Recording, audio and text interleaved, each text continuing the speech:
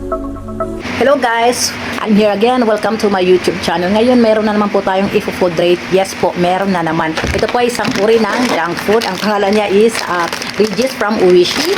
Tapos nakalagay dito, yung flavor niya is onion, garlic. Yun po. Sorry po at nabuksan ko. Nabuksan ko na po. So, meron po siyang 100, energy niya is 160 calorie. Ngayon po, ito po yung laman niya.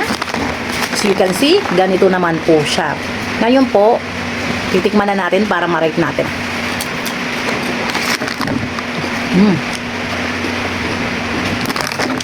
Parang hindi siya halagang 7 peso. Parang lumilevel siya sa yung mga branded na mga ganitong chips.